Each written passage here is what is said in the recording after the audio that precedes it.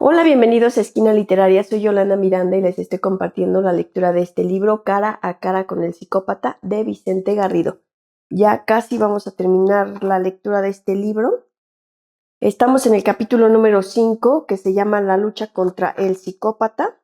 El día de hoy vamos a leer la esencia de la lucha contra el psicópata y cara a cara con el psicópata, y ya solo nos va a faltar un video más y terminamos este capítulo número 5 para dar inicio al capítulo número 6, que se va a llamar Psicópatas, Sociópatas y Terroristas.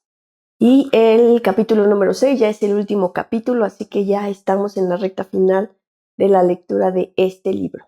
Recuerden que los invito a que se suscriban a mi canal, que me dejen sus comentarios, que me sigan en mi Instagram y que me acompañen martes y jueves. Estoy haciendo unos en vivo que se llaman 5 minutos de psicoanálisis para la vida cotidiana.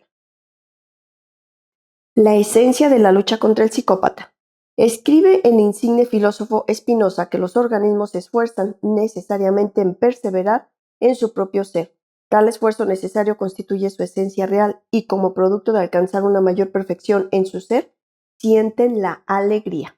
Esta misma idea de que todo organismo busca profundizar en lo que constituye su esencia es la misma que plantea Ortega y Gasset cuando emplea la expresión moral. Aplicada a las personas, Ortega nos pide que nos olvidemos del sentido habitual de moral, consistente en el conjunto de normas que han de ser compartidas en una sociedad para lograr una convivencia regulada y feliz. Para Ortega, la moral es el ser mismo del hombre cuando está en su propio quicio y eficacia vital. Un hombre desmoralizado es simplemente un hombre que no está en posesión de sí mismo, que está fuera de su radical autenticidad, y por ello no vive su vida y por ello no crea, ni fecunda, ni fomenta su destino. Por ello, el doctor González de Rivera señala que la función del acosador es privar a la víctima de la posesión de sí mismo, y que desmoralizar es sacar a alguien de su línea de vida, interferir en sus más esenciales dinámicas psicológicas, apartarle de su destino, y cita al terapeuta Jerome Frank. En ese mismo sentido, la persona desmoralizada se siente en grado variable desesperanzada, indefensa y aislada. No puede hacer frente a algunos aspectos de su vida y se culpa a sí misma por su fracaso. Se siente alienada de los demás, incierta sobre su futuro, desanimada. De ahí que González de Rivera entienda la moral como la capacidad consistente y permanente de persistir en un propósito. Ahora bien, el psicópata puede tener la obsesión de su meta. Hemos visto que cuando se afana en algo, no repara en los medios, cosifica a las personas, impaciente por lograr el poder. Esto es lo que trasluce la mirada del psicópata: odio, obsesión o fría determinación. Esa mirada nos produce temor porque no podemos ver reflejada en ella nuestra humanidad. Está vacía de sentimientos. No es simplemente la mirada de furia de alguien que obcecado quiere agredirnos. La auténtica mirada del psicópata puro puede mostrar frivolidad o un aire casual al tiempo que sentimos miedo, porque lo que más tememos no es ese arrebato, sino su imposibilidad para la piedad. El saber que no va a afligirse por penoso que sea el resultado para nosotros. Su mirada nos aterra porque intuimos que en ella estamos perdidos, porque nos desmoraliza, nos quita el ánimo para vivir, para ser plenamente humanos en nuestros errores y aciertos. Ahí radica la auténtica esencia de la lucha que establecemos con el psicópata. Si antes no hemos sabido o podido evitarle, está en el ser del psicópata, en su naturaleza, el vivir a costa de anular al otro. Su propósito no puede lograrse sin menoscabar la humanidad del que le padece, porque él solo se siente pleno en tanto en cuanto nos sojuzga y utiliza. Solo así podemos entender la impaciencia del Señor cuando urge a Paula al matrimonio y poco después intenta forzarla en el automóvil. Está deseoso de empezar a sentir de verdad, y eso implica maltratar a Paula, anularla, ver cada día cómo le ha quitado a ella su moral, es decir, su ser auténtico, y por ello, citando de nuevo a Ortega, no vive su vida y por ello no crea, ni fecunda, ni fomenta su destino. ¿Qué es en resumen lo que se opone entre un psicópata y su víctima? Se trata de dos voluntades contrapuestas: la del psicópata por capturar la propia voluntad de su presa, primero, luego por explotarla y atacarla, y finalmente por disfrutar el gozo del deleite del desprecio. Su yo consiste en demostrar que es superior a su víctima. Su gran emoción es la sensación de que te adueñas del otro. Esta es la esencia del ser del psicópata. La otra voluntad es la de la víctima, que se opone a perder su esencia, esto es, la libertad de vivir de acuerdo con unos valores que incluyen la honestidad, el respeto a los otros y la libertad. La libertad es el bastión en el que se sostiene todo el proyecto de la persona. Por eso el psicópata es lo primero que ataca en la etapa de seducción y luego intenta mantener marchitada a través de la explotación. Si la libertad es la capacidad de actuar de acuerdo con la voluntad propia, como decía Voltaire, ¿qué hay menos libre que un individuo constantemente asustado y amenazado? Así pues, el ser del psicópata, su moral, en el sentido orteguiano, es acabar con la libertad, con los sueños y deseos de su víctima, esclavizarla. Se trata de una propuesta muy alejada de lo sensato y de la sabiduría, tal y como expliqué en el capítulo 3. Allí señalé que un proyecto de vida que ponga de modo permanente las necesidades y los intereses personales por encima de los que le rodean, de sus familiares y conciudadanos, era un proyecto estúpido, porque atentaba contra los valores que los seres humanos nos hemos dado para poder alcanzar el progreso y la felicidad. Por esquiva e incompleta que ésta sea, en cuanto que estamos obligados a convivir y apoyarnos para sobrevivir. Esta es la tragedia nuestra en tanto víctimas de psicópatas. Para que estos alcancen el máximo desarrollo de su ser, para que perseveren en su esencia y obtengan así su felicidad, han de conculcar las normas morales de la sociedad.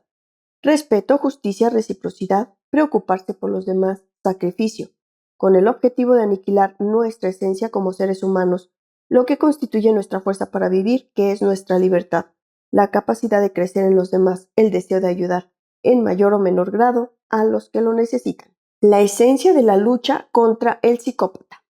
Cuadro 5.4. El psicópata busca perseverar en su ser.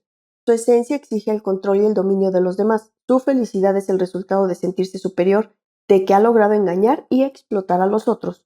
Para ello debe romper las normas morales de la sociedad.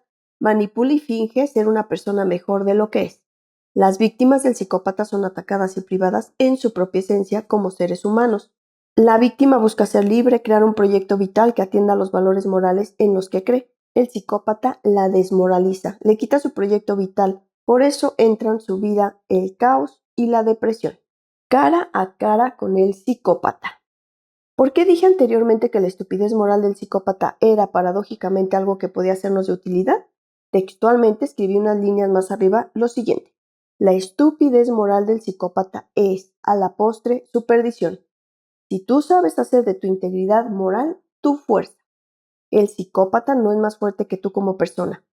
Es, qué duda cabe, más violento, más proclive a aprovecharse de cualquier ventaja. Puede ser más poderoso en dinero o fuerza física, pero no, repito, más fuerte como persona. Más bien, al contrario, él está vacío de humanidad. Su meta es que te desesperes, que te desmoralices, que abandones todo intento de ser libre, es decir, que renuncies a tu esencia o moral de persona que busca la felicidad en el respeto y en la integridad. Muchas veces es algo que comparten con otros y por ello se observan secuaces o cómplices, incluso en su propia familia, que muestran los mismos rasgos de psicopatía que él manifiesta. ¿Cuándo, entonces, estás perdida como víctima? Cuando abandonas la lucha horrorizada ante la maldad del psicópata, o cuando no llegas a comprender que esa persona nunca te va a tratar bien y que en verdad quiere tu destrucción. Esta es la razón poderosa que está detrás de lo que yo llamo la falsa liberación. Vimos con anterioridad de que el final de la etapa de revelación y horror podía ser uno de estos, o bien la víctima acaba definitivamente con esa relación, o bien se resigna y no pelea más. Pero hay veces que es el propio psicópata el que decide acabar con esa relación, porque le aburre estar con esa persona o encuentra otra más apetitosa. En tales casos, aunque la víctima comprenda que es mejor así, no puede menos de lamentarlo en su fuero interno. Se trata de una falsa liberación porque ha sido liberada por voluntad de su carcelero, no por la suya, y por consiguiente, si éste quisiera, ella volvería de nuevo a su celda. Por ejemplo, Silvia, una mujer culta y económicamente independiente, después de relatarme todas las tropelías de un hombre que ha jugado con ella como un pelele durante 6 años, ejemplo, cuando hablaba por teléfono en una semana teóricamente de vacaciones para estar juntos, él está casado. Yo debía permanecer en absoluto silencio, y cuando terminaba de hablar me gritaba que me callara, que soy una inútil, insoportable, gilipollas, que solo añado tensión a su vida. Me pregunta, ¿Por qué estoy tan enganchada si sé que no me va a hacer feliz? Tengo miedo a estar sola, a equivocarme, a no encontrar nunca a nadie o a encontrar a otro equivocado. Al fin y al cabo, a este ya le conozco y sé por dónde va. Tengo que reconocer que con él, el sexo, aunque no abundante, por lo poco que nos vemos es realmente bueno. Y a veces pienso que eso también me engancha, pero sé que tengo que salir de esa relación. Este comentario revela que Silvia aún no ha llegado a comprender lo esencial, y lo esencial consiste en llegar a un convencimiento definitivo, una claridad íntima. Nos estamos enfrentando a alguien que quiere aniquilarnos. ¿Cómo se puede seguir enganchado a alguien que nos destruye y nos lo demuestra fehacientemente? Muy fácil, no creyendo que esa persona es así. De este modo desaprovechamos nuestro principal recurso para ganarle, aquel donde le superamos con creces, donde le damos ciento y raya, en nuestra integridad, en nuestros superiores principios morales, en que queremos ser personas que aporten algo positivo a la vida y no cadáveres en su baúl, a cambio de seguridad o sexo. Recordemos las palabras de Luz, ella que inició su relación pensando que Ignacio tenía muy mala suerte porque se veía obligado a pegar a su expareja y a toda su familia, empezó a darla por terminada cuando buscó en lo más genuino de su ser, y fue como si tuviera que volver a encontrarse de nuevo. Los recuerdos de esta época están como en una nebulosa, como si estuviera aprendiendo a ver y a sentir, y no pudiera captar bien las cosas. Y luego esa determinación de que el psicópata no iba a poder con ella. Pero lo peor ya había pasado, ya no tenía poder para seguir haciéndome daño. Su estupidez moral es nuestro recurso porque no estamos dispuestos a que un ser malévolo como él nos lleve al infierno, porque al levantarnos y decir basta, estamos invocando el derecho que nos hace plenamente humanos, el derecho y el deber de sentir cariño, compasión, amor, de comprometer nuestra vida en un camino que nos haga dignos de vivir con la cabeza alta. El psicópata no puede entender nada de eso, su esencia está en acabar con los que piensan y sienten así. Su felicidad radica en demostrar que somos estúpidos y borregos. Así pues, tanto si sufres a un psicópata en una relación afectiva o en el trabajo, tienes un arma secreta, el coraje, rabia e indignación que surgen ante la injusticia y el trato vejatorio, de no vivir arrodillado, de querer vivir lo más humanamente que puedas. Ya es bastante duro tener que soportar las inclemencias y accidentes de la existencia, para que encima nos humillemos ante un psicópata. Ahora bien, soy consciente de que estas personas son peligrosas. El coraje es la base en la que deben hacer el proyecto de liberación. De ahí que anteriormente escribiera una serie de puntos y precauciones que hay que considerar. En las páginas que siguen voy todavía a ser más concreto, incluyendo una serie de precauciones y recomendaciones generales que se deben considerar en el trato diario con un psicópata, extraídas de la literatura especializada en el manejo de estos sujetos. Primera recomendación: nunca debes asumir que lo que muestra el psicópata es realmente lo que siente. Por ejemplo, lo normal es que asumas que si va a ver a una sobrina de 7 meses al hospital porque tiene leucemia es porque se preocupa por ella. Pero sabes que es difícil que tengan empatía, que se vean afectados por las emociones y sufrimientos de los demás. Otra estupenda mujer a la que atendí, culta y llena de vida a pesar de todo, me relató la siguiente anécdota. Tenemos una sobrina de 7 meses que está, la pobre, terminal de leucemia, en la UBI del hospital. Cuando vuelve de verla, le pregunto ¿qué tal la niña? Su respuesta me dejó helada. Está maja. Y además, aquello parece una guardería. Hay ambientillo, todas las madres están charlando animadamente. Cuando acaba de decirme esto y yo le replico asombrada, ¿no ves que en la UBI de pediatría solo hay niños que están muy graves, muchos muriendo y que esas madres solo pueden tener el corazón destrozado? Él me vuelve a contestar, sí, pero había un ambientillo. Segunda recomendación. Muchos psicópatas tienen problemas incluso para entender bien su mundo emocional. Tienen cambios drásticos de humor, son antojadizos e imprevisibles. Se pueden aburrir de forma permanente y tener accesos de cólera gratuitos. Aprende a reconocer si la persona con la que estás tiene ese rasgo y no busques en ti la causa de esos cambios. Una de sus tretas favoritas es descolocarte, diciendo que siempre metes la pata, eres subnormal, etc. Porque de ese modo alivian su irritación y obtienen el deleite del desprecio. Reconoce y evita esa manipulación. Tercera recomendación: más sobre las emociones. Debido a que los psicópatas apenas poseen la capacidad de tener las emociones sociales, como empatía, amor, vergüenza, culpa, No hay razón para superar que puedan moderar su comportamiento violento apelando a ellas.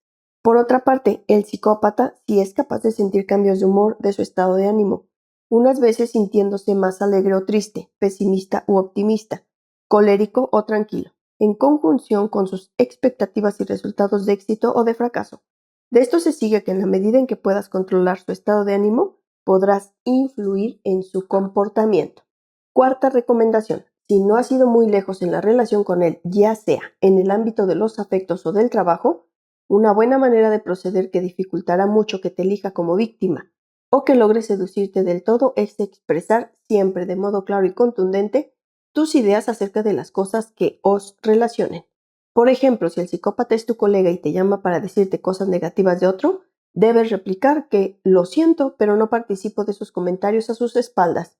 Las cosas hay que decirlas a la cara. Si tú eres una chica y escuchas que él menosprecia claramente a una antigua novia, se puso tan gorda que no podía entrar por la puerta. Tu respuesta ha de ser algo así como: creo que es una bajeza hablar así de alguien que durante un tiempo quisiste. Cada vez que des muestra de tener integridad personal es una pequeña batalla que ganas en la prevención del ataque de un psicópata que quiere manipularte y seducirte. Es posible, sin embargo, que dentro de una empresa un proceder así te ponga en su lista negra y seas uno de los primeros en ser atacados cuando consiga un mayor poder. Si esto ocurre, es mejor estar en ese bando, que no en el bando de los seducidos, luego explotados y finalmente burlados. No vendas tu conciencia, luego siempre te saldrá muy cara esa operación. Quinta recomendación. La investigación señala que el psicópata tiene una capacidad elevada de sentir cólera, pero también una gran capacidad para no mostrarla en el rostro o con los actos convencionales. Llorar, por ejemplo, y ocultarla. No te fíes de las palabras amables o de los gestos de confianza. Si vas ganando tu independencia poco a poco o estás peleando por perderla, nunca creas que parece que ha comprendido. Guarda tus espaldas. Sexta recomendación. Aprende a detectar el ciclo de la manipulación tal como lo expliqué en el capítulo 4. Y no sucumbas en la desesperación, es esta su arma más poderosa. Si logras no hundirte cada vez que él te someta a ese tercer grado, tus opciones de salir psicológicamente indemne serán mucho mejores. Recuerda que el ciclo consiste en que se produce un ataque físico o emocional, luego te da una explicación en la que tú eres quien lo provocó y luego te anima a que no lo vuelvas a provocar. Esto último seguido por diferentes posibilidades como disculparse por haberse pasado, volver a explicar lo fabulosa que eres y que todo será fantástico y otras variaciones. El resultado de la manipulación es que la víctima siente ansiedad o miedo, dependiendo de la situación o etapa en la que se encuentre, por perder su amor, por recibir nuevas palizas, porque daña a sus hijos, etc. Ese miedo y ansiedad refuerza el poder del psicópata y le produce la satisfacción del deleite del desprecio. Séptima recomendación. Nunca olvides tu intuición, ni ese conocimiento producto de tu inteligencia y experiencia que hemos llamado conocimiento tácito o sabiduría. Escucha tu cuerpo, busca ayuda si crees que estás en peligro y no presentes batalla en una situación en la que él, si pierde el control, te tenga a su merced. Busca el mejor momento para dar los pasos necesarios. Recuerda la estrategia. Piensa. Octava recomendación. No consideres que el comprender algo sea sinónimo de entender con plenitud su significado. Recuerda que el déficit fundamental del psicópata consiste en poder pensar con lógica, pero luego actuar de modo egocéntrico y dañino. Que él diga que ve lo que le dices no significa que lo vaya a poner en práctica. Novena recomendación. Igualmente, que haya iniciado un cierto proceso que supone cambiar ciertas conductas no significa en modo alguno que vaya a seguir en ese intento. Puede que solo quiera ganar tiempo o presentar una mejor causa ante las autoridades, si hay denuncias pendientes. Sus buenas habilidades de relación pueden contribuir a engañar a determinadas personas y hacer así más creíble su cambio. Décima recomendación. Acumula pruebas que puedas necesitar en caso de conflicto laboral, civil o penal. Hazte aconsejar por un experto. Espero que les haya gustado la lectura del día de hoy de este libro Cara a cara con el psicópata de Vicente Garrido. Recuerden que los invito a que se suscriban al canal, le den like a la lectura, la compartan y me dejen sus comentarios. Los espero el próximo sábado para continuar con esta lectura. Muchas gracias por escucharme.